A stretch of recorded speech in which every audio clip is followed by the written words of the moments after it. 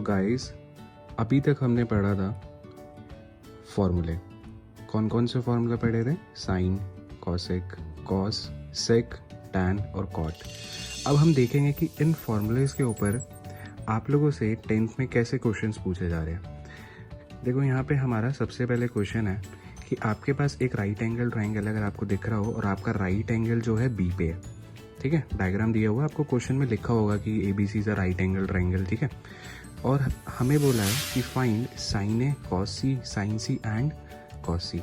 अब हम लोगों को दो साइड्स तो दी हुई है 24 एंड 7, ठीक है। तो यहाँ से मैं सॉल्यूशन स्टार्ट करता हूँ, ठीक है। तो सबसे पहले तो अगर मुझे साइन निकालना है ए, तो साइन ए में फॉर्मूला होता है हम लोगों का P/H। तो P/H के लिए हाइपोटेनियस तो हमें कहीं पता ही नहीं है कहाँ पे।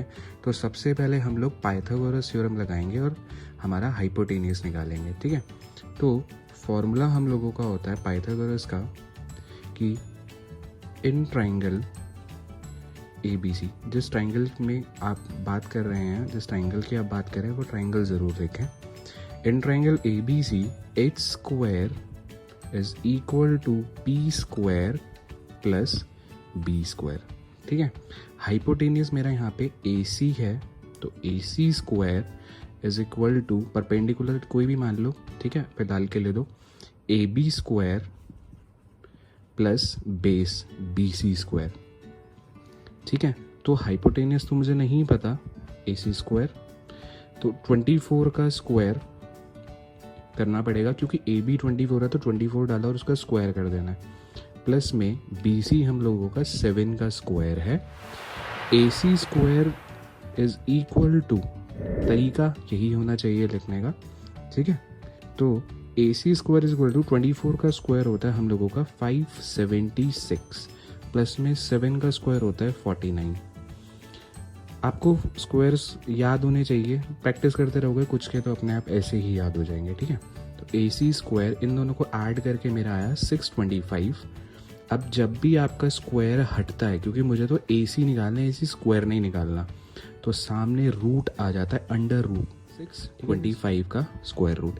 और जब आप इसे निकालेंगे, रूट से बाहर निकालते हैं LCM लेके, तो आप जब LCM लेंगे आपको पता चलेगा 25 × 25 इज 625, और ये दोनों पेयर बन गए तो रूट से बाहर आ जाएंगे, तो आंसर आएगा 25 सेंटीमीटर H होता है। तो एंगल A हम लोगों का यहाँ पर है,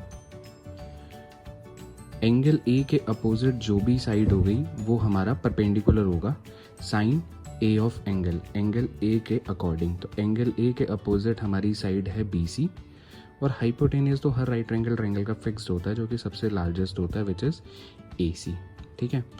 तो अब BC की वैल्यू कितनी है हम लोगों की 7, और AC की वैल्यू हम लोगों की है 25, तो हमारा आंसर आ गया 7/25, ठीक है। इसी हिसाब से आप cos C निकाल सकते हो। cos C, देखो cos का फॉर्मूला जो होता है हमारा होता है B/H, ठीक है। तो B/H, तो एंगल C के हिसाब से, ये रहा मेरा एंगल C के हिसाब से उसकी अपोजिट साइड जो होगी, जो कि AB है, वो परपेंडिकुलर, तो मतलब बचा हुआ तो हमारा बेस होगा, ठीक है। ये रूल है, जो भी एंगल की बात कर रहे हैं उसकी अपोजिट साइड हमेशा परपेंडिकुलर, तो बचा हुआ तो ऑब्वियसली बेस। ऐसे ही A के केस में अगर अपोजिट साइड परपेंडिकुलर BC है तो बेस इसके हिसाब से AB हो जाएगा, और C के हिसाब से अगर अपोजिट साइड AB 24 है तो बची हुई साइड हमारा बेस BC हो जाएगा 7, ठीक है। तो इसके लिए बेस BC है, अपॉन में हाइपोटेनियस मेरा AC है।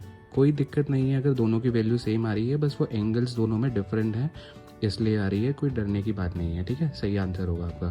तो BC मेरा 7 अपॉन में AC मेरा 25। गाइस, तो अब इसमें एक चीज़ मैं ऐड ऑन कर रहा हूँ, जैसे कि मान लो अब आपको ना अगर यूँ बोलें कि साइन B, अगर आपको कोई बोल दे कि आप यहाँ साइन B निकालो, ठीक है, तो इसमें एक छोटी सी प्रॉब्लम आती है।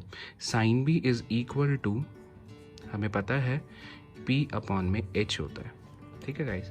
तो इसमें एक प्रॉब्लम क्या आती है, प्रॉब्लम ये आती है कि अगर आप देखो एंगल बी के अपोजिट है ना जो, वो तो हाइपोटेनियस है, तो वो परपेंडिकुलर हुआ ही नहीं, वहाँ पे तो वाली कंडीशन फेल कर गई।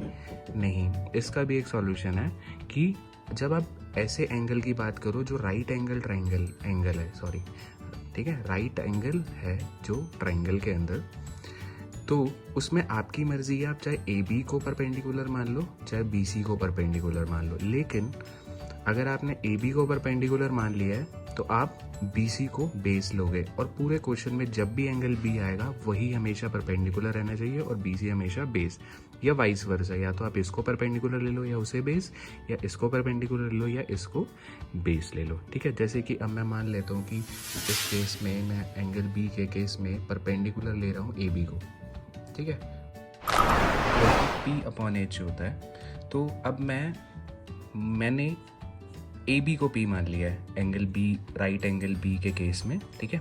तो ए बी मेरा परपेंडिकुलर, हाइपोटेन्यूस तो ऑब्वियसली फिक्स है ना। तो इस हिसाब से मेरा ए बी 24 और बी सी कितना हो जाएगा 7। अब मान लो आपको कॉस बी निकालने को आ जाए तो आपको कोई दिक्कत नहीं है भैया, बी अपॉन एच होता है ना। तो अब मैंने एंगल बी में फिक्स कर चुका हूँ कि मेरा अब ये परपेंडिकुलर था और ये बेस था, तो ऑब्वियसली बेस मेरा कितना होगा बी सी, और हाइपोटेनियस होगा मेरा ए सी, इज इक्वल टू बेस मेरा 7 अपॉन में ए सी हो जाएगा मेरा 25। ठीक है गाइस, अगर मुझे निकालना आ जाए कि आप tan b निकालो तो कोई इशू नहीं है, फॉर्मूला होता है भैया p अपॉन बी। तो परपेंडिकुलर मैंने किससे माना था, ए बी को, और बेस किसे माना था, बी सी को। देन परपेंडिकुलर मेरा है 24 एंड बी सी हम लोगों का है 7। बस इसी तरीके से करना है, यही छोटा सा एक कॉन्सेप्ट था इस क्वेश्चन को लेके।